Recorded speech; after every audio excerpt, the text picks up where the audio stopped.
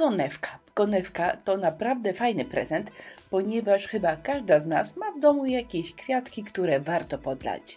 I bez względu na to, ile nasza mama ma lat, myślę, że taki prezent ją ucieszy.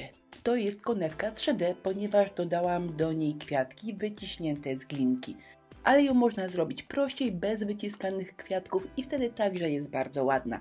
Zresztą zobaczycie w czasie filmu.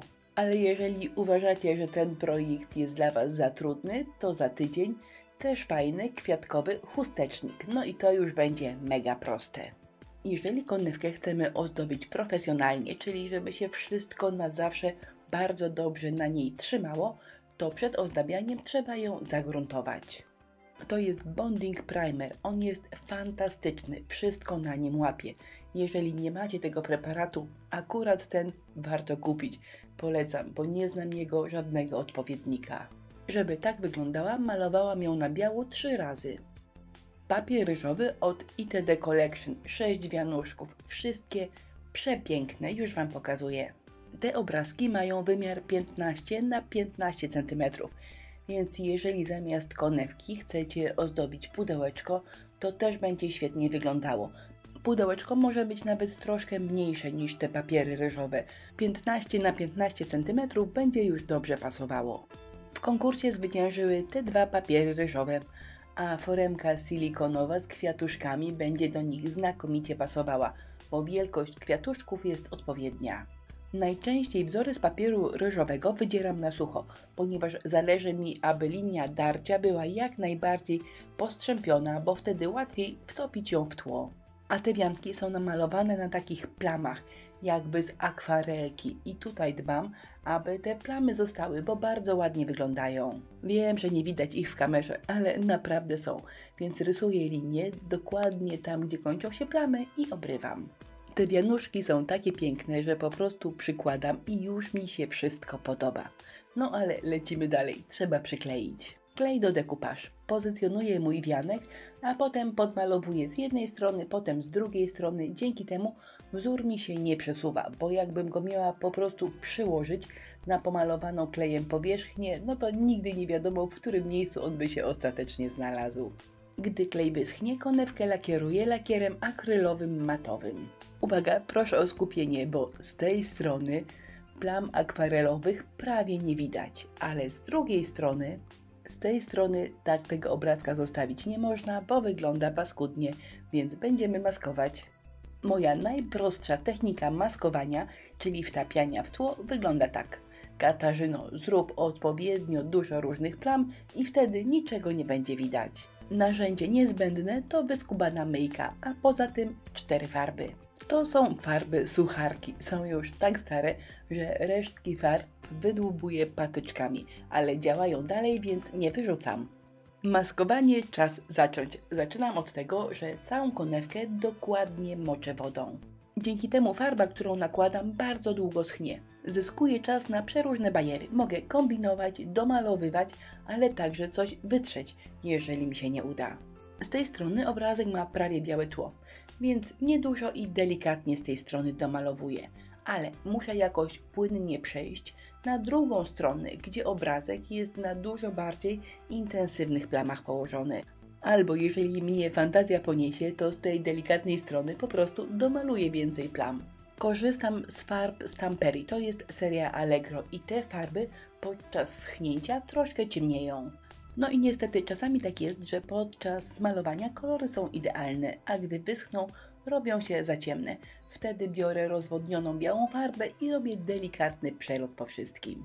A może wystarczy tylko pochlapać, bo chlapanie jest super, żeby wszystko dla naszego oka wydawało się idealnie dopasowane. Najpiękniej wychodzi chlapanie w kilku kolorach, czyli troszkę na biało, troszkę na niebiesko, troszkę na zielono. A teraz wyciski z foremki. Potrzebna będzie oprócz foremki masa super lekka. Występuje w małym albo dużym opakowaniu. Mąka ziemniaczana oraz foremka oczywiście. To jest fajna, głęboka foremka, a kwiatki są delikatne i bardzo szczegółowe. Bez mąki myślę, że nie byłoby szans wyciągnąć ich z foremki. No to zaczynamy. Delikatnie oprószam wzór mąką, wciskam bardzo mocno masę, no i wyciągam. Wychodzi rewelacyjnie. nawet takie, zobacz, niesamowicie delikatne i szczegółowe różyczki. Ukręciłam jeszcze listki, ale to już robiłam ręcznie i zrobiłam kilka gałązek, bo może się przydadzą. Zanim zacznę wzory malować, suszę je kilka godzin, ponieważ gdy zacznę je malować za szybko, glinka po prostu rozlezie mi się w rękach, także dziewczyny dobrze suszymy, a dopiero potem malujemy. Kwiatki pomalowałam tylko na 2 kolory, czyli na niebieski oraz różowy, ale każdy kwiatek jest jednak troszkę innego koloru. Bardzo się staram, żeby one nie były takie same. I to akurat jest bardzo proste i powiedziałabym nawet, że wychodzi samo, bo wystarczy troszkę farby rozwodnić albo dodać kropelkę białego i już każdy kwiatek ma odrobinę inny odcień. Gdy kwiatki wyschną, domalowuję im żółte środki i tu także się staram, aby każdy środek był w troszkę innym odcieniu żółtego. A gdy kwiatki wyschną, to warto je pobielić z 2 powodów. Po pierwsze, to ślicznie wygląda. Po drugie, jeżeli coś było pomalowane średnio idealnie, to teraz na pewno nie będzie tego widać. Natomiast listki założyłam, że pomaluję na samym końcu. Najpierw wymieszałam kolor zielonego, który pasuje mi do całej pracy, a potem tą zieloną farbą, która mi zostanie, po prostu pomaluję listki. Zastanawiałam się, który kolor będzie tutaj najlepszy. I błękit nie jest odpowiedni, ponieważ kwiatki z jednej i z drugiej strony konewki wcale nie mają tego samego koloru błękitu. Różowy pasuje tylko do jednej strony konewki, więc drogą eliminacji został zielony. Myślę, że dobrze wygląda. I jeszcze troszkę konewkę pochlapię, a teraz mogę pomalować listki. Wiecie, o co tutaj chodzi. Niby na zielony, ale tak naprawdę to nie do końca, bo troszkę je pobrudzę, troszkę rozjaśnię, żeby każdy listek wyglądał inaczej. Cieniowanie nie jest tutaj konieczne, ale całkiem fajnie wygląda. Jeżeli cieniowanie to dla Was magia, to pod tym wideo podlinkuję Wam film, jak cieniować. W sumie nic trudnego. To jest skromna, oszczędna koronka, ale ja tą sprawę bardzo przemyślałam, zanim ją przykleiłam, ponieważ wydaje mi się, że tutaj główne skrzypce grają kwiatki, a koronka to tylko dodatek, ma mi zamaskować połączenie między zielonym i białym i nie odwracać uwagi od tego, co w konewce najważniejsze. Bo oczywiście tutaj efekt wow mają zrobić kwiatki. Przyklejam je klejem na gorąco. Staram się, żeby nie wyłaził. Gdy już wyjdzie gdzieś bokiem, to staram się go dokładnie pozbierać, dopóki jeszcze jest mokry. Ale gdy go gdzieś przeoczę i on mi wyschnie, jest taki brzydko błyszczący. I wtedy się tym nie przejmuję, tylko zamalowuję go lakierem akrylowym matowym. On wtedy dosłownie znika i zupełnie go nie widać. Można naklejać kwiatki tylko na wianku, ale oczywiście można tam, gdzie Wam się podoba. A mi się podobało w różnych dziwnych częściach, nawet u góry. Wydawało mi się, że konewka jest skończona i wygląda tak. Nagrywam i oglądam razem z Wami. W sumie całkiem mi się podoba, ale przecież ja uwielbiam efekt emali i ja o nim tutaj całkiem zapomniałam. Jeżeli nie lubicie, no to konewka wygląda tak i jest skończona, ale jeżeli lubicie, to wystarczy pędzel szczecinowy i czarna farba akrylowa. Przy efekcie emali zawsze dobrze zadać sobie pytanie, gdzie warto zrobić te czarne plamy.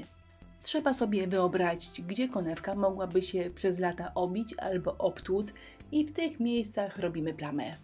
Co jest w tym najtrudniejsze? No u mnie super trudne to wiedzieć, kiedy ze sceny zejść, bo lubię tych plam robić dużo i czasami robię wręcz za dużo.